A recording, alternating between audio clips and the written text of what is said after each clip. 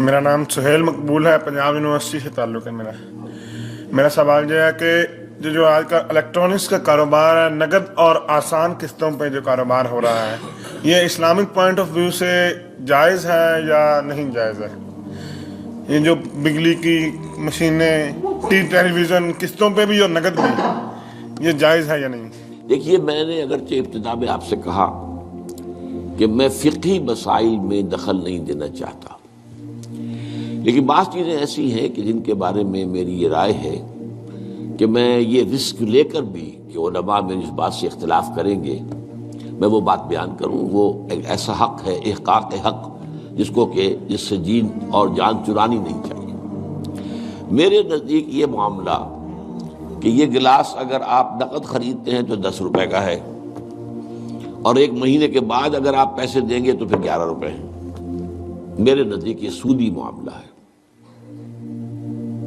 1 روپیہ سود ہے۔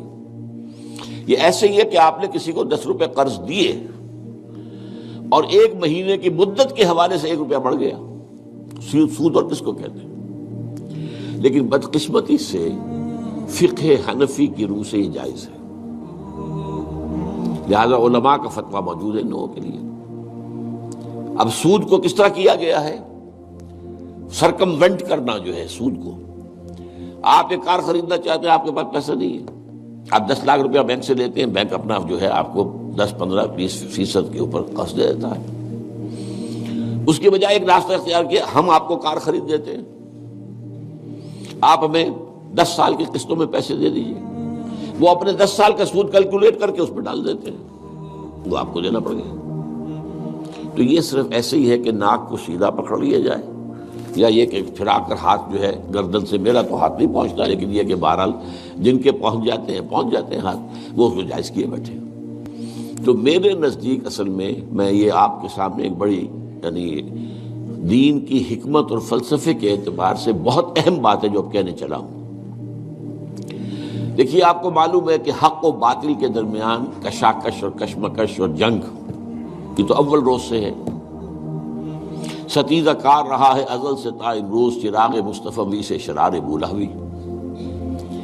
نتیجہ کیا ہے؟ حق غالب آتا ہے، کچھ عرصے کے بعد پھر باطل سامنے آ جاتا ہے، پھر کوئی اللہ نے نبی بھیجا، پھر حق کو غالب کیا، پھر اس کے اوپر بعد میں کچھ عرصے کے بعد پھر باطل سامنے آ گیا، شیطان نے پھر غلبہ کر لیا۔ یہی ہوتا آیا نا۔ خلافت راشدہ کے ختم ہونے کے بعد سب سے پہلی خرابی کیا آئی؟ ملوکیت آ گئی۔ اب موروثی ملوکیت ہے۔ ملوکیت کیا ہے؟ جس کی لاٹھی اس کا بھینس، جس کے بعد طاقت ہے وہ آئے اور حکومت کے اوپر قابض ہو جائے۔ اب کہلاتے خلفاء تھے، وہ خلفاء تو نہیں تھے، بادشاہ تھے۔ وہ بنو امیہ کے ہوں، بنو عباس کے ہوں، یا ترک ہوں، یہ بادشاہ تھے، کہتے تھے خلفاء اپنے آپ کو۔ ایک معنی میں تھا کہ ظاہر بات ہے اپنی اس حاکمیت مطلقہ کے مدعی وہ نہیں تھے، حاکم اللہ ہی کو مانتے تھے، لیکن وہ خلافت راشدہ کا نظام جو تھا وہ دنیا میں دوبارہ نہیں آیا۔ اس ملوکیت میں آ کر ظاہر بات ہے دین میں جو فساد برپا کیا ہے، وہ نماز روزے میں کوئی فساد پیدا کرنے کی انہیں ضرورت ہی نہیں تھی، پڑھے جاؤ بھائی نماز ٹھیک طریقے سے پڑھے جاؤ۔ لیکن ان کو مالی معاملات کے اندر ملوکیت کا معاملہ جو ہے وہ تو اس کے ساتھ باپ ہوتا ہے۔ سب سے پہلی خرابی یہ پیدا ہوئی کہ جاگیرداری، اسلام میں کوئی جاگیرداری نہیں ہے۔ اسلام میں یہ جو ایبسینٹی لینڈ لارڈزم ہے یہ بھی جائز نہیں ہے۔ امام ابو حنیفہ کے نزدیک حرام، امام مالک کے نزدیک حرام، امام شافعی کے نزدیک حرام۔ لیکن یہ ہے کہ قاضی ابو یوسف صاحب نے، جو امام ابو حنیفہ کے شاگرد تھے، اور امام محمد وہ بھی دوسرے شاگرد تھے، انہوں نے فتویٰ دیا جواز کا، کچھ شرطیں لگا کر، اس لیے کہ ملوکیت جو ہے وہ جاگیرداری کے بل پر چلتی تھی۔ 5,000 منصبدار، 20,000 منصبدار، 30,000 منصبدار، 50,000 منصبدار، اور اس کے اوپر بادشاہ تھے۔ ظاہر بات ہے کہ اس میں تو اس کی ضرورت تھی کہ لوگ جو ہے کاشت کریں دوسرے کے لیے۔ اور اسی طریقے سے نقد کے اندر یہ رقم کے اندر اضافہ کر کے اور بیک ڈور سے سود داخل ہو گیا ہے۔